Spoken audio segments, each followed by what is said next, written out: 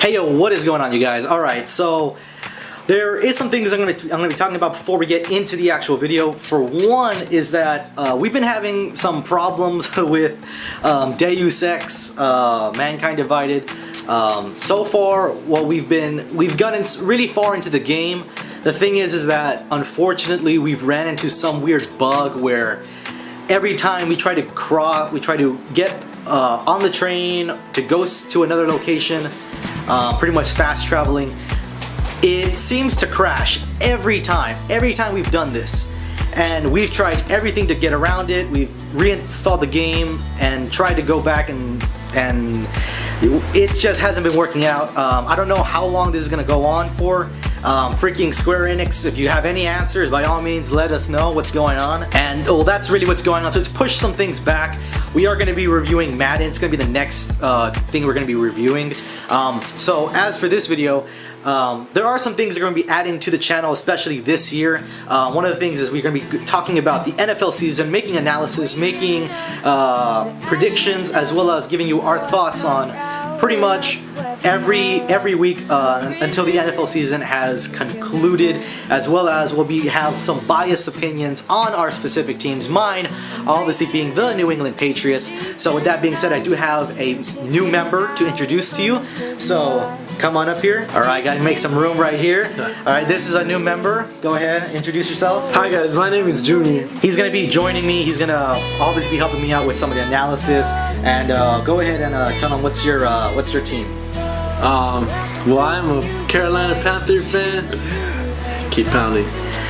And we also, well, mostly I will be talking about the game in which my Patriots beat his Panthers last night, as the day of this recording. So with that being said, it's a game. Doesn't matter. All right. So with that being said, guys, let's go ahead and let's jump into the video. Hi, I'm Albert. Hi, I'm Danny. Hi, I'm Jazz. Hi, I'm Toby. Welcome to Gamer State. Alright guys, so welcome to this new segment.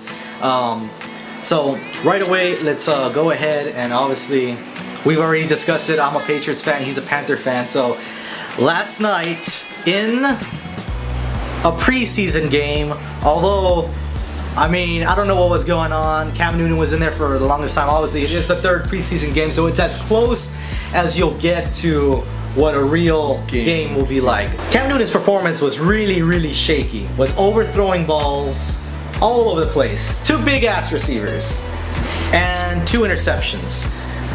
So, and no touchdowns.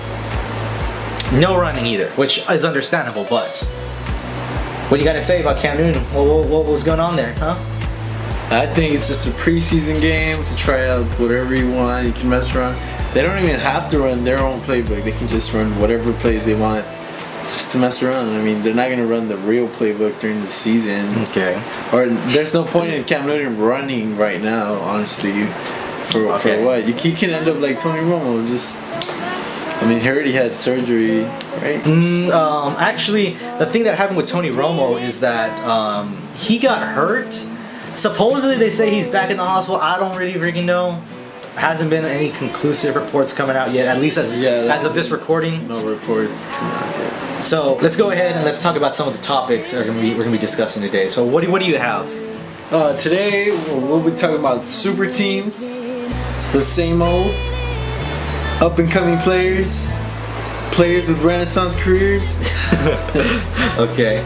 Well, what is a renaissance career for those of us that don't know? Renaissance career can be, it could be a player, it could be a coach, it could be a special teams coach. All right.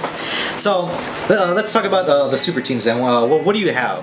Super teams, Texans, pretty much anybody built through free agency or contracts, buying out other teams' picks, as well as also the draft. You could do it the way of the Browns, like Hugh Jackson is doing it right now, or you could do it like Like the Texans, I mean, Bill O'Brien might not like it, or I don't know what he's with, how he is with his GM, or to drink coffee, you have to talk about it. Yeah. Or you got the Giants who do it in a very odd way. Yeah, like that to me was absolutely insane. That they spent so much money on just certain players, not like they went out and like.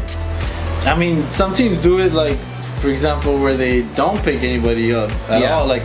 The Packers, but I mean, they're the same old. It's crazy. Just now they did invest a lot into their defense, which was a problem for them. Yes, but I don't think it fixes everything. Yeah, they need depth. That's like, I mean, that's more. I mean, Seahawks. Now you also have the Jaguars on there. Now the Jaguars to me seem to be one of those teams that. They're right there. Like, they can be a really good team. They seem to somehow get in their own way, whether it's the quarterback play, running backs getting injured. Last year they had or they just signed the wrong running backs. Now they did sign Chris Ivory. Now I think that makes them steadier. That gives them their horse now, and they have David Robinson, who's a satellite back according to some people, but I think he can a scat back, pretty much. Yeah, he can get out there as a wide out. Every team kind of needs one of those guys. Well, not needs them, but it's good to have them if you got them. Yes, for third down or fourth down purposes. I think it will make them more consistent, especially I think it's going to help out Blake Bortles a lot, try to lower down those interceptions, because that's one of the biggest problems they seem to have. Pass protections, that's important. Now, you also have... who's the last team? The Bears. The Bears invested on key players, and they made themselves better up front. Because I mean, if you don't got a pass rush, your DBs are taking it straight up the middle. The Bears seem to. They're also one of those teams trying to find their identity, especially since now they got a new coach going on. They're trying to find a new scheme. Truly, I think this isn't going to be their year. No, definitely they're far from it. They're gonna need. Jay Cutler needs to find himself again for like the fifth time of his career. I mean, Lord knows if he finds himself. Jay Cutler. There's a lot of people that talk a lot of shit about Jay Cutler, but he's talented. He is talented. He has an arm. He can. He just needs consistency. That's just it. He needs consistency, and that's not what he doesn't have that in Chicago. His line is jacked up. His line is messed up. Okay, so let's go with the same old teams. We're going to expect excellence throughout the season. Patriots. Obviously, the Patriots are going to be they're going to be there. Even though I think personally, as a Patriots fan, I am a little bit terrified for Jimmy starting the first 4 games. You don't think he's ready? No, I think he's going to be as ready as he can possibly be. He's got 3 years as a backup. He's got 3 years of experience learning from Tom Brady. If he isn't at least ready to take, if he's not ready to start, if he makes mental mistakes right out the gate, it's gonna show, and that's just gonna make me lose a lot of faith in him. And Jacoby Brissett comes in next. I don't feel that good about Jacoby Brissett. I will say this though, Jacoby Brissett, he's got an arm, and he trusts his arm. Well, he does have an arm. The only thing is which Jimmy Garoppolo doesn't have, and that's why I think Jimmy Garoppolo second guesses a lot of his throws, and he throws it like a half second too late, and he's not on the money like I think Jacoby Brissett is. Well, in certain plays, he obviously is playing against third and fourth stringers, pretty much players that might not even make it in the league. So you get what you can. You get what you got. So hopefully you get what Robert Kraft gives you. Oh, hey, in Belichick we trust. So we'll see what happens. If anything, I think the worst record we'll probably have is what, 9-7? No, which hasn't been. As Jimmy Garoppolo starting, I think. When's the last time you guys went 9-7? Like what? I don't think 90. It probably was before 2000 where we 96. Well, I want to say maybe somewhere in the 2000s we were underneath before Bledsoe. Yeah, but worst record possible, I think 1-3. I think everybody's expecting to go 2-2. I really don't expect us to go 4-0. or 3-1. I would say 2-2. 2-2 is believable. 3-1 and 4-0, it's just highly out there, and I don't expect it, but it'd be nice. Your defense has to pull you. Will probably have to pull you out of 1 or 2.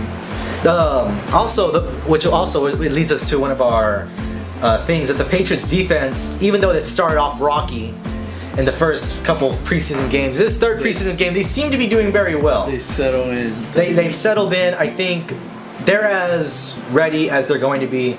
Patricia? Or what's his name? Matt Patricia. Matt Patricia's genius, borderline genius. Yes. That guy figures it out.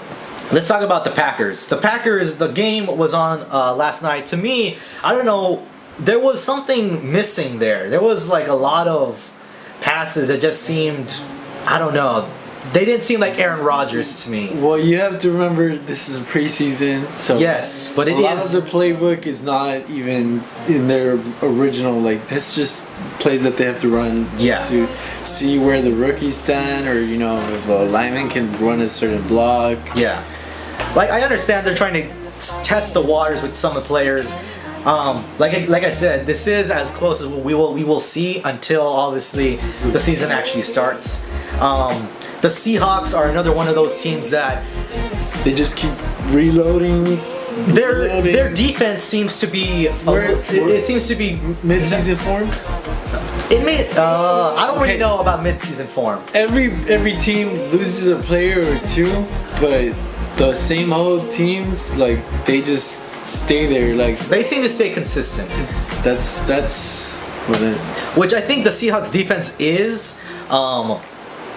I don't think they're as good as last year or the year before that. Or the year of the Super Bowl, nowhere near. Yeah. Obviously, Cam Chancellor is a year older, as y'all saw in the Cowboys game. Yes, that's actually one of the next things we're gonna be talking about is Ezekiel Elliott. Freaking was amazing in his debut. And only 7 plays? Yeah, I mean, he took on Cam Chancellor three times, I'm sure. And 3 times. Took him on like a champ. Yeah, he gave it to him. He even acknowledged that he was surprised that he went at him. Yeah, the person he went at him. I'm surprised at him. Well, not really surprised. I think it's something we've expected. I think he was one of the more safer choices of the draft. Yeah. So surprise player right now would be Dakota Prescott. Yeah, another Cowboy. Another Cowboy. He's been one that seems to be, I don't know, he seems to be ready, which is scary, but at the same time, he's officially been named the Cowboys starting backup. Yeah, starting backup. Well, what's so surprising about this is that he's been playing with against the starters, as opposed to Carson Wentz, Jacoby Brissett, Cardale Jones. So it's something to obviously make you think. For you Cowboys fans out there, do you guys have faith in him? Like, if Tony Romo eventually might get hurt, I mean, it happens every year. Whether it's like a back issue or it's just something minor, he will somehow get hurt. I think you guys are pretty good at the backup position. I think you guys have the best backup out of the entire league so far. I don't think so. Who else is a better backup right now? A better backup would be... Don't take and say it's Jimmy G, because Jimmy G is... No, not Jimmy G. I don't think there's nobody. Chase Daniels from the Eagles. Chase Daniels? He's been in the league for like a good 6 years now. I mean, what's the worst you can do after Bradford? I mean... Throw an interception. Well, anyways, what else you have? Another rookie would be Leonard Floyd that came out of Georgia, that got drafted by the Bears. He's actually now the Bears actually what they run is what? I think they run a 4-3. A 4-3 from what they switched over because of John Fox. Now they actually have depth with him. Now that he's more consistent, and there are 2 other linebackers that they have. Yeah, they are actually, and with Brandon Oliver in the middle, they're actually set there, which is not common for them at all. Of course, their secondary is still shaky, extremely shaky. Yeah. So, I mean, I think a lot of teams have their own issues, but I think the Bears right now are starting to they're building. They're building, so I think they'll be not as bad as last year. Exactly, yeah, just a step up. Still a building year, so we'll obviously have to see. The receivers, though, they'll have Kevin White. Yeah. Hopefully he gets off the pup list for once, and Alshon Jeffrey stays off IR or whatever. Yeah. You know, but obviously Jay Cutler's got some weapons there. As far as another rookie that I can think of would be Joey Bosa. That's a very interesting freaking topic right there. What the hell is going on with the freaking Chargers right now? What is going on with them? Chargers being the Chargers. I mean, from what we understand, is that it seems to be a contract issue. For whatever reason, they seem to be at. I think there's a pretty big gap in what Joey Bosa wants in his contract. He is a rookie, which, you know, rookie contract, so on. But then again, he is a first rounder. I think he went number 4 overall. Yes, sir. He could have gone to the Ravens, could have gone to the Cowboys, could have gone to Jacksonville. So, I mean, it makes sense that he wants first rounder money, which he should be getting paid. He should. I think the Chargers are giving him a lot of money. I think he just wants more. I don't know where I really stand with that. Honestly, I don't know what because, you know, I mean, they go through several meetings, you know, interviews and stuff. I think the Chargers just didn't look at him like good enough. Yes, good enough. They didn't know the player they were getting. I mean, they could obviously, if he would have gone to the Cowboys, they would have paid him, like, you know, what he wanted. There's not much to be said about the Chargers. I mean, it's not the first time, so. And if they don't come into if he doesn't end up signing a contract at all and he doesn't play, sits out, nothing, no. He's gonna. They say that he can re-enter the draft. Re-enter the draft, and the Chargers would have gone wasting a draft pick, a first-round draft pick that you cannot replace. Let's talk about the Denver Broncos. The Denver Broncos they have a revolving door at the quarterback position right now. Yes, they do, and other positions, like you don't know who's gonna start, if they can replace the talent they lost. Obviously, Peyton Manning was at his decline, so we're not sure exactly where to put the stat that how much Peyton Manning put into the locker, because obviously his arm talent wasn't there no more. It was just more of being a coach on the field, which is obviously an advantage. It's more like instincts, just pretty much knowing situations and stuff like that, just trying to get the ball in the general area. Yes, now you don't have the coach on the field anymore. Now it's just back to run like any other team.